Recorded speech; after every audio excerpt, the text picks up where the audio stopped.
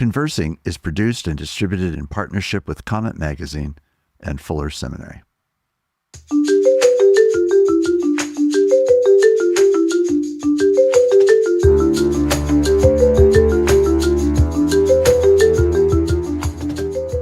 I'm Mark Labberton. Welcome to Conversing.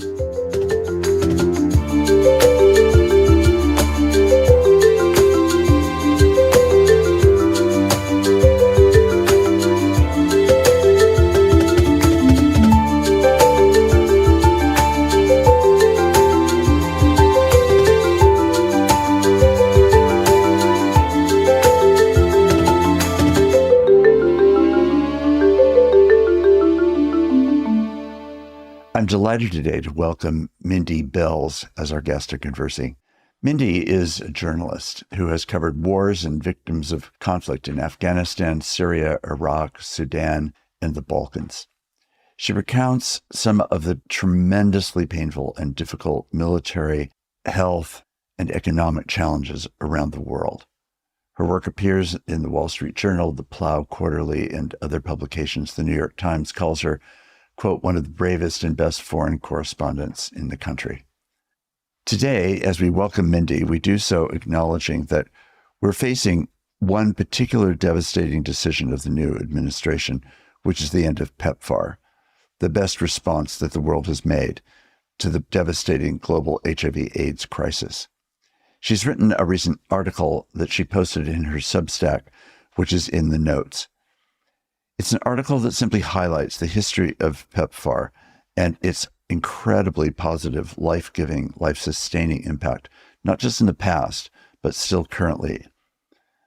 It's this that we're going to be focusing on in our conversation today. Mindy, welcome to Conversing. We're so glad that you're here. Thanks, Mark. Same. You know, I'd like to start with just a bit of your personal story. How did you get into journalism? How did you get into globally focused journalism? And what are some of the things that have been significant in your own faith in relationship to that vast and literally continuously and unending set of challenges? Yeah. Well, it was about 30 years ago, so it's a long story, but I'll try to make it short. I mean, initially I got started writing for World Magazine, I often say, because my brother-in-law started the magazine and he was desperate. And he had me doing some writing. I had a background on Capitol Hill. I had studied international relations at George Washington University. So I just kept moving from one thing to the next. And suddenly there I am covering the 10th anniversary of Chernobyl's meltdown in Belarus and Ukraine. And it just kind of went on from there. And I did do in the 90s, I was doing a lot of reporting, the late 90s in Africa. And so, you know, was seeing everywhere, absolutely everywhere you went, the effects of the AIDS pandemic. And I talk in the piece that I just wrote about you could not go into a hospital without seeing that it was overflowing with people who were dying of AIDS. And there was a hospital in downtown Nairobi where you would walk down the hall and you would thread your way past some of those victims. And there was very little that could be done for them at that stage. So I did a lot of reporting. I was there to cover conflict. I covered the conflict in Sudan, was in and out of Nairobi and Uganda quite a bit throughout East Africa. But then 9/11 changed everything. And I had obviously by covering the war in Sudan, I was seeing a lot of the conflict between Christians and Muslims, if we want to put it in those kind of black and white terms, which that was very much a prominent feature of that civil war at the time. And also seeing the rise of Islamic extremism. I passed by one of the al-Qaeda camps at one point that was operating then in Sudan before they moved to Afghanistan. And so it felt like we were all talking a lot. Someone gave me a biography of Osama bin Laden on one of my last, I think it was an early 2001 trip I made to Sudan. And 9/11 came, we had a war in Afghanistan.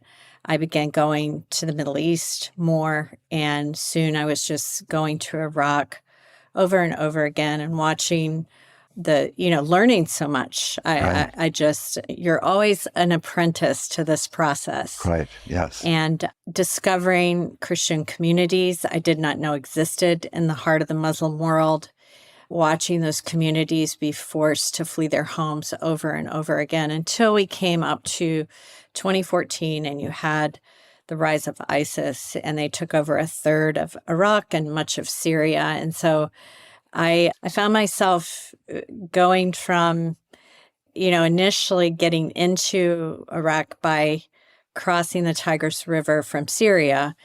And then suddenly I'm going to Iraq and crossing the Tigris River to get into Syria as that war also began to just continue and become so tragic for so many communities there. And I think that, Mark, I learned early on something that, I learned two things that I think were really unique and have kind of driven my reporting. I was often entering a man's world.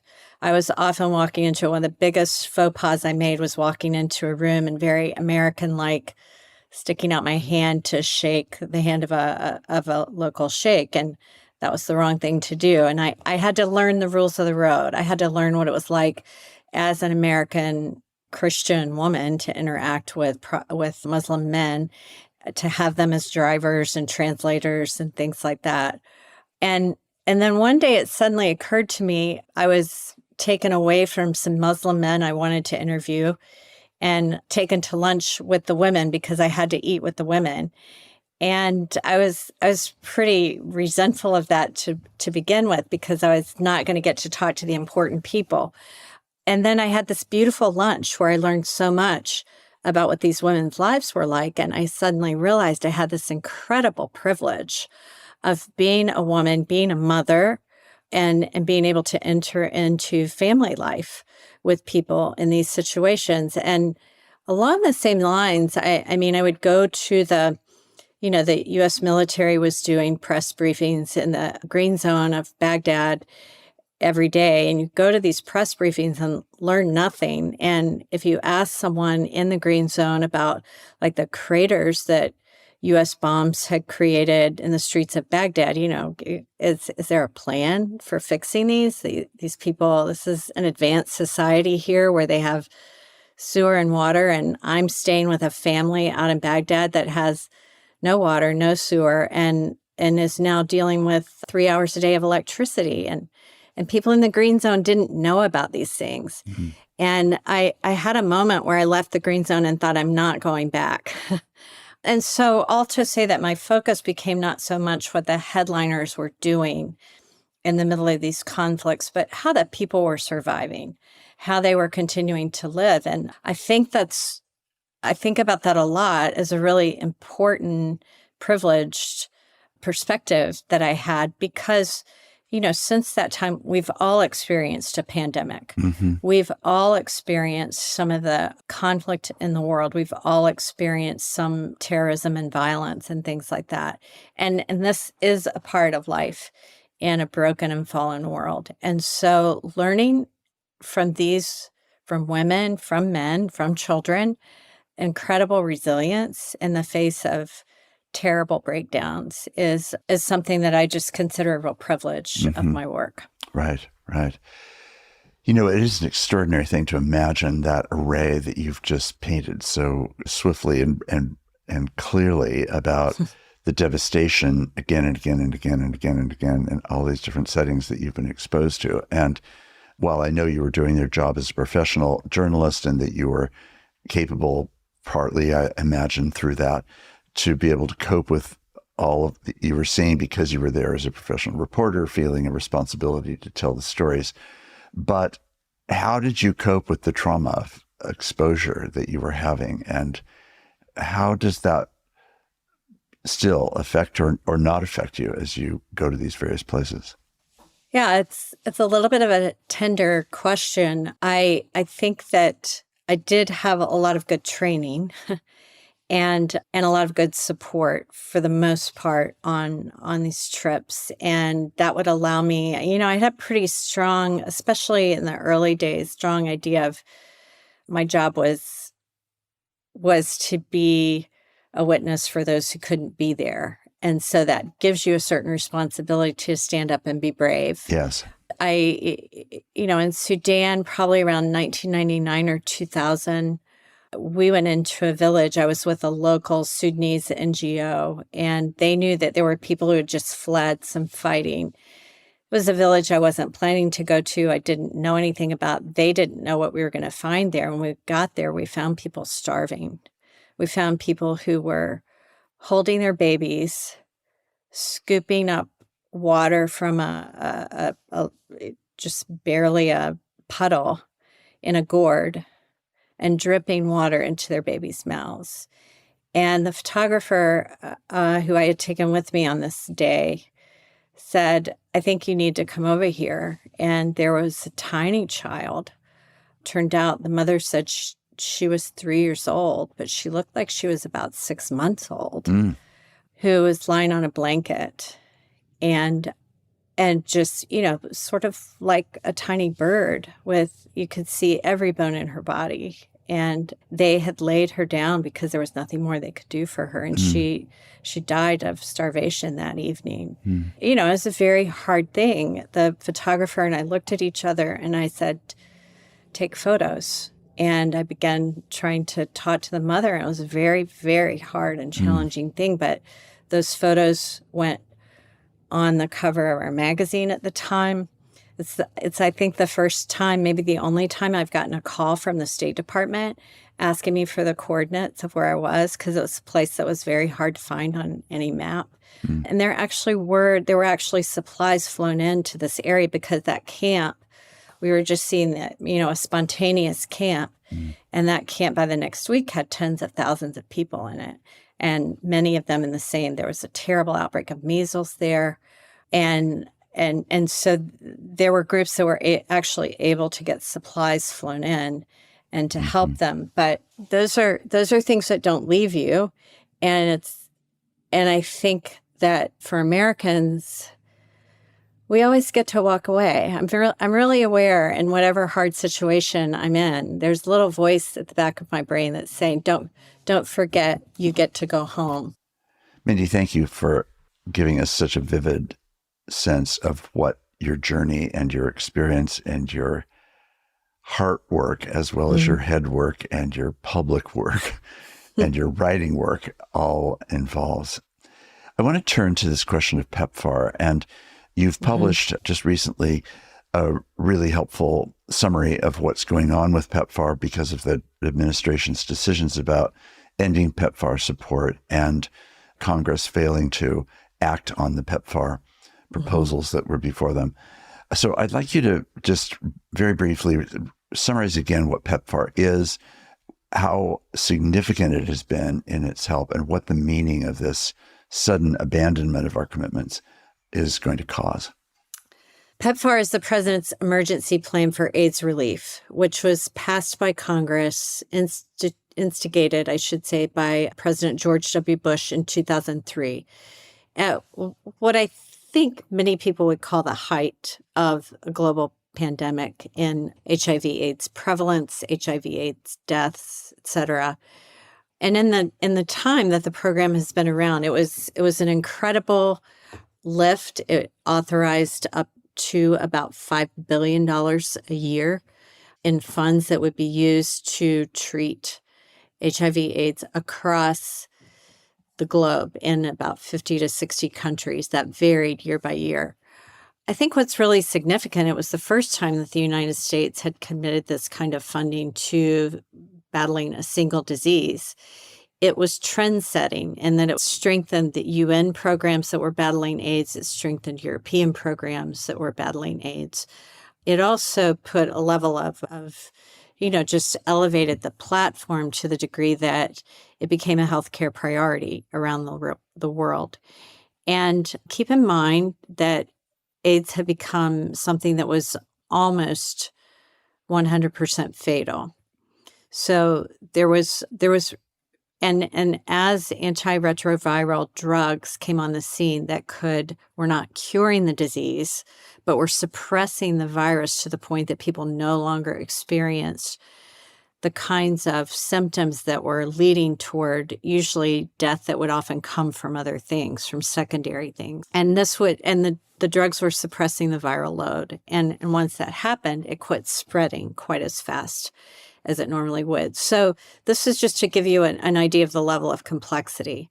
And so this is something that has come to a point. I mean, we know that in the area of fighting epidemic, pandemic type diseases, that when we stop talking about them, then we must be doing something right.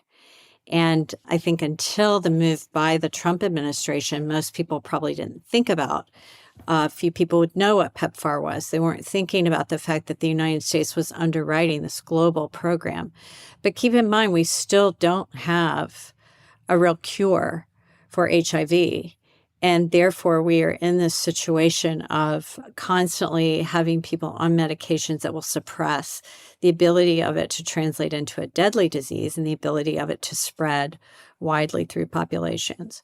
And so this is a kind of heavy lift program that has continued since that time.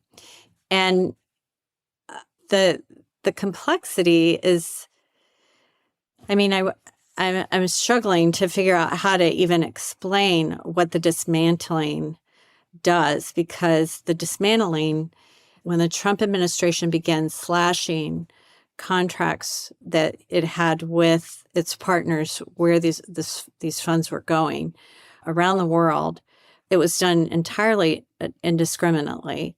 And we had the total shutdown of USAID itself, the agency where many of the funds, but PEPFAR was a wide-ranging program. I mean, some of the funding went through the State Department, USAID, some went through HHS, some even went through the Department of Defense. I mean, this was just the kind of program that it was. And suddenly you had almost all of it pulled back.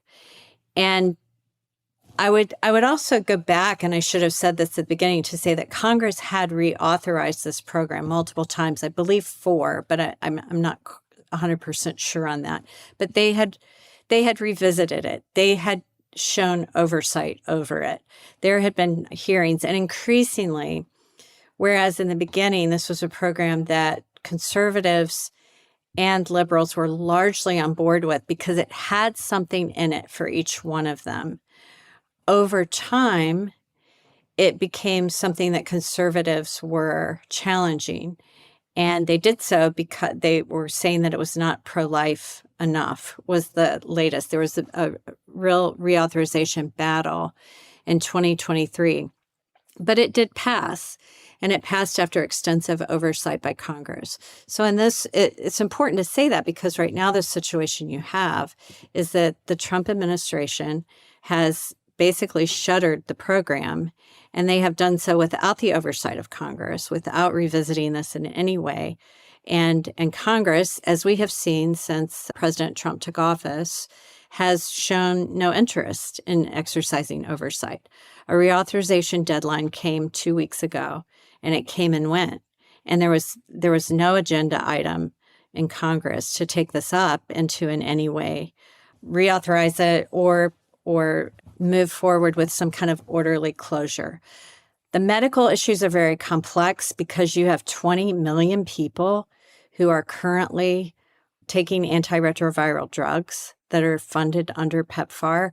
And most of those people just suddenly could not have access to their medicine. And that means that we are watching even now the disease grow. And that's going to be different. Wherever you are, it's going to look different. I think Nick Kristof in the New York Times wrote about a young man who, even though he was on the drugs, was still very sick. And soon after coming off of them, he died. And so the calculation, I did look at several different sources, and they all agree that the death toll from this decision and the shuttering of the clinics and the funds that support them within a year's time could be 1.6 million people.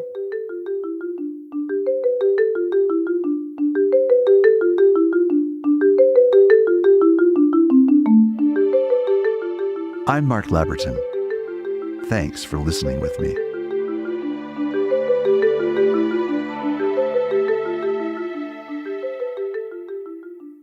That number is just staggering. That's more than the number of people who have died in U.S. military conflicts since World War II, including World War II, up to today. We have lost fewer people than this 1.6 million in 1 year through HIV/AIDS deaths. It has to be said, and important for anyone that's taking this up seriously, of course, no one is against the idea of government evaluation and of appropriate discipline and of self-regulation, that where there's violations of anything, all of that needs to be called into question and set right, even in relationship to the charges that supposedly PEPFAR funds are being used to fund abortions. As far as I'm understanding, there was one instance of that. It came to knowledge through the very mechanisms built into PEPFAR that called it out, that corrected the circumstances, that repaid the funds. And it's not an established fact at all that there is rampant use of funds beyond the original intention, of course, of PEPFAR treating HIV/AIDS patients. Right. So the devastation, the scale of the devastation is really quite mind-bending. And furthermore, it's also really difficult to figure out, and here's where I'm hoping you can give us at least some of your perspective and suggestions. It's very hard to figure out what people who care about this can actually do in this time. They can certainly write to their congressman, representative, and explain how important the issue is, and hoping that the PEPFAR matter will be revisited, et cetera. And there is, I suppose, a theoretical possibility that's going to happen. It seems very doubtful that that's what's going to happen, especially when it's part of the shutting down of USAID in general, and already the decimation that this has caused to a lot of clinics. But what can we do? I mean, I think your Substack article does a great job of distilling the critical issues that are involved in the numbers of people that are being touched. What now, Mindy, when you think about this situation? What are the pathways forward? Yeah, I think the what now question is the extremely difficult one. And it's not only, doesn't only affect the PEPFAR program and people who are living with HIV right now around the world.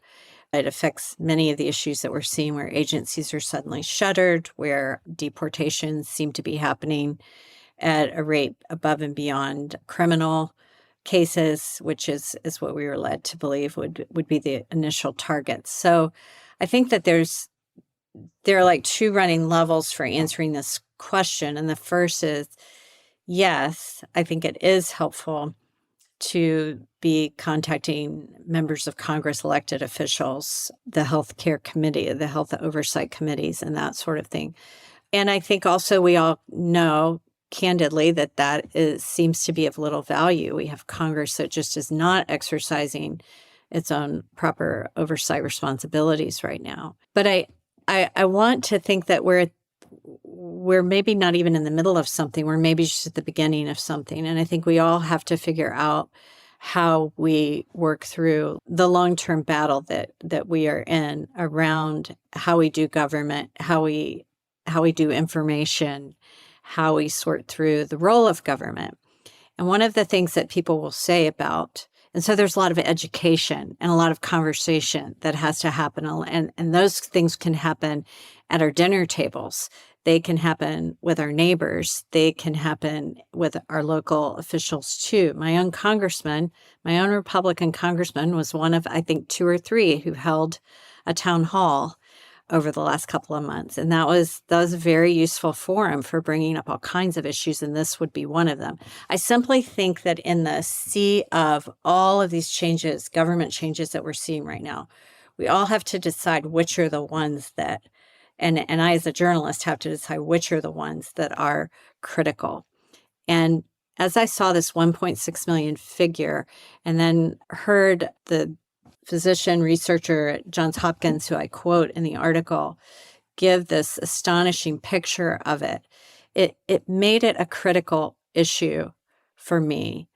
And he said, if a person is entrusted to care for a building and decides to tear it down, there's a moral imperative to disclose whether there are people inside. there are 20.6 million people and 566,000 children living inside PEPFAR. And that, again, just to underscore the magnitude of it, and then to begin to have what may feel like they're not conversations or actions that are going to have immediate effect, but for all of us to understand as Americans, what is the role of our government? Is it a government of the people, by the people, and for the people? And therefore, do I know what I need to know to be a good citizen, to be in that conversation? And I think that most of us are finding, I think most Americans, I had the privilege of being in Africa, and I've seen the PEPFAR, I've seen the bad side of the HIV/AIDS pandemic, but I've also seen PEPFAR working and working incredibly routinely and in life-saving ways. Most people don't get to see that, but we need to know about it. I see these comments, even comments to the story that I posted. Well, the U.S. can't be doing charity. Well, what's charity? And it's such an overstatement to just simply call this charity. This is about raising the level of good health around the world, and that has economic value, that has national security value.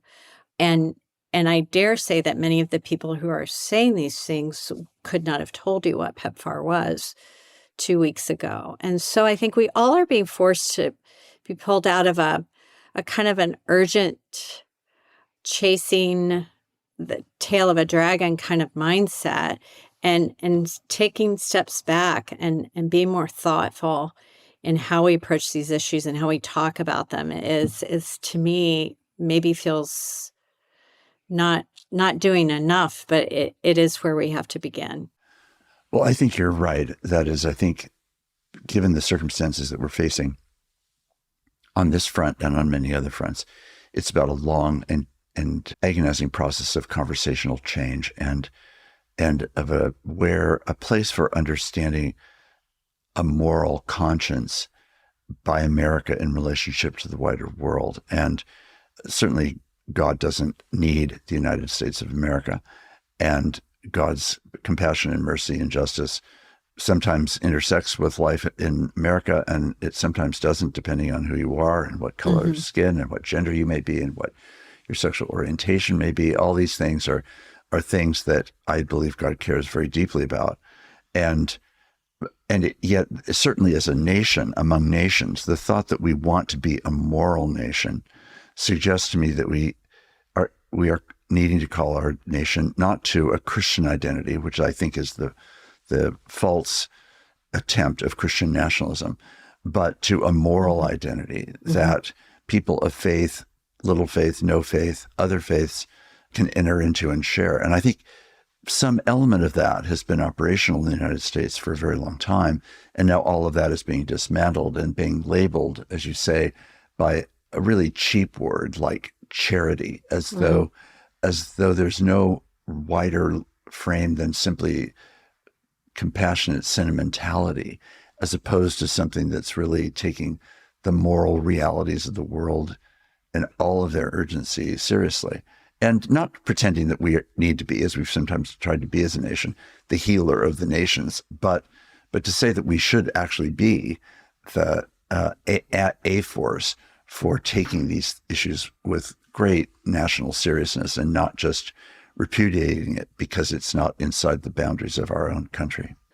One of the things that's really unique about this particular program, too, the PEPFAR program, is that I think one of the reasons that so many were on board with it in the beginning is that it was seeking to do something quite novel at the time, which was to use the influence and the economic force of the United States to fund local programs. And so the genius was that distribution of drugs would happen not in some nationwide campaign, because that was going to be unworkable, Right. but by locating in the specific areas where the HIV/AIDS prevalence rate was highest, locating local clinics and in many cases local NGOs that included churches, and there were significant, one of the first of the PEPFAR funded sites that the First Lady, Laura Bush, and I believe the president too visited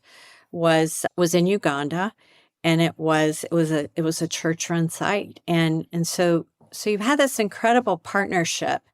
And I think that is sort of harnessing what you're talking about, the aspect of flourishing and plenitude that is the United States. And I feel like we've lost that. I feel like we're having these conversations as though we're not the wealthiest nation in the world, as though we're not the most undertaxed nation in the world, as though we're not the one of the freest economies in the world, where we can make these choices and say, we have the resources to go and make a difference in this situation. And by doing that, we set an example for others to do it.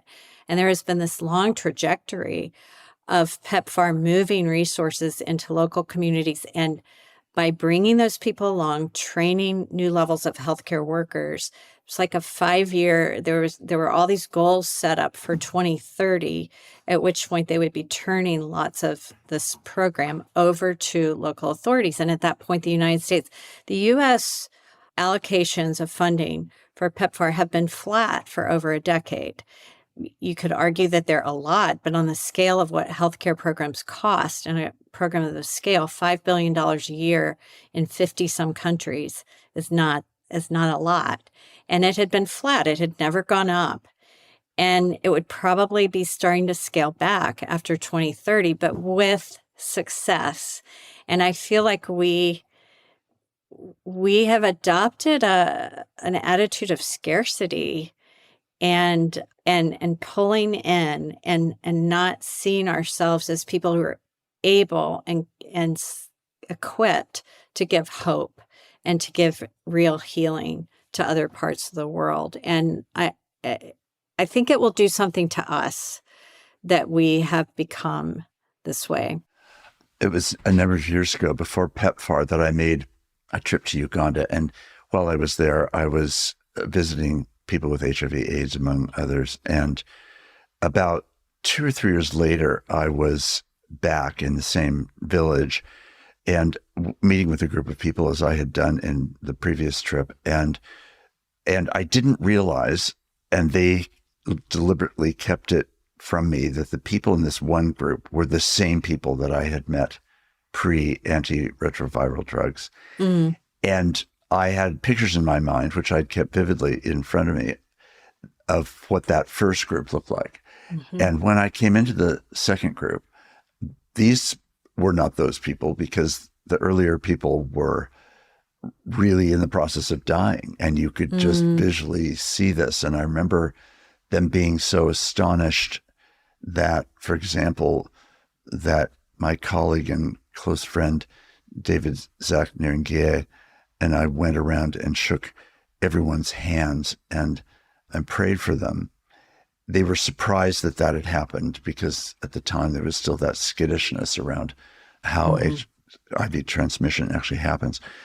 So when I came back 3 years later, and they had all had the benefit of antiretroviral drugs, and they were all the same people. And I held up the picture that I happened to have with me, and it was the same crowd, but their life had been given back to them. It was just That's amazing. It was just an unbelievable contrast. So part of what I think I experience emotionally in this time is just the taste that I've seen directly in so many places in the United States, I will say, as well as in places internationally, for the impact of these drugs and how it really is back from the jaws of death that people are being aided by these drugs, and to suddenly cut them off is just really, really an act of cruelty. And even if it was thought to be necessary, with no runway of a declining anticipation of this happening at a certain date and with certain planning and other things, right, we would just have a radically different moment. But that's not what's happening. It's just off with everyone's heads in one fell swoop. And it just seems extraordinary. Yeah. And I do think, there are a lot of conversations around who can step in the gap. And yes, churches and civic organizations can step in the gap. Yes, foundations can provide antiretroviral drugs. But I think two things about this is just understanding that this is a system we're not talking about. It's not just medications, and that the system has already become, the wheels are already off of the system. They begin to come off the minute that the funding stopped, because the funding comes through on a constant basis that makes these things possible. The reimbursements come through. So there's that. But the other thing is the question of how we would, I mean, I don't think that the question can be taken off of the government here, and the accountability and the oversight issue here is that if we are suddenly saving $5 billion a year or something close to it, where's that going? What's it going to be used for? And those are the questions that we just are not getting answers to right now. And again, the oversight responsibility of Congress comes into really serious question here, because if these things are all happening by executive decision and Congress does not have a meaningful role, then essentially the people are cut out of the conversation. And we don't know where the money, we once knew where the money was going, but we don't know where it's going right now, even the money that we allegedly are saving. And so there are just real and serious questions, even if we see that many people will step up and that in some places these programs will be able to continue. The State Department did reverse itself, as it has on a number of these development type grants and disbursements, and they did reinstate some hospitals, some clinics that are doing, I know one that treats 5,000 HIV patients, but many of them are still have gone away, and they have gone away, it sounds like, for good, or at least for this period of time. And then there will be the rollback in terms of health that will affect other things, because HIV is people who become sicker with HIV will become more likely to have tuberculosis, more likely to be suffering from other diseases and side effects of the virus itself. Right. Which is how most HIV deaths occur. Yeah, it's an extraordinary story. Mindy, this is a big question for anyone, so I'm not laying this at you because I think you'll have some cosmic answer to this. But I know that many people who are suffering with the suffering of many other people right now are just wondering, where is the hand of God in this, or where is God helping us in this? How would you respond to that question? Yeah, it's hard to see where the hand of God is in it. And I think we can be honest about that we just don't see where the hand of God is in it. And then I also, I go back to what we talked about at the top here about just seeing incredible resilience of other people. And I think this is a real time. I am learning so much from the stories of perseverance of many communities in the United States and abroad. The perseverance of the African American community in the United States for centuries under slavery, under Jim Crow laws, under just incredible pressure and terrible oppression. The way in which African communities have faced poverty and have learned to care for one another and have cared for one another in sickness and in terrible situations of war and hunger is also something that we can learn from. The communities that I've seen in the Middle East that have suffered terribly from the wars of recent years, and the way in which they just keep on leaning into one another. There's a wonderful a wonderful NGO that runs schools in Iraq, and they've been there for just decades. And at the height of the war, their slogan was, "It's a dangerous world, go anyway." And I love that, because I think it's a dangerous time right now. It's a very unsettling time. And we have to, on some level, just know that, well, God is in this because other people have been through hard times and other times, and they saw the hand of God. But when we don't see the hand of God, then we just have to go anyway. And we have to trust that the hand of God is there and that it will meet us in the midst of those hard situations. Amen. Thank you, Mindy, for being our guest on Conversing today. And thank you for following this story and continuing to lift it before us. I hope that anyone who's listened to this will, again, visit Mindy's Substack and her recent article about the 1.65 million people that are at risk because of cutting off PEPFAR support. This has been an important conversation, an urgent question and concern, and just an example of the kind of investigative journalism that we really need to hear the most important stories.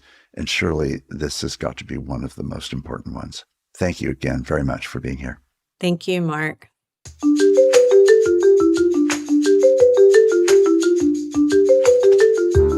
Conversing is produced and distributed in partnership with Comment Magazine and Fuller Seminary. Peter Labberton is our engineer and editor. Evan Rosa is our producer. For more information about Comment Magazine, visit comment.org, where you can subscribe, read the current magazine issue, and browse their archive. Fuller Seminary is an evangelical, multi-denominational graduate institution committed to providing indispensable formational education for diverse Christian leaders everywhere. For information, visit fuller.edu. I'm your host, Mark Labberton. Thanks for listening with me.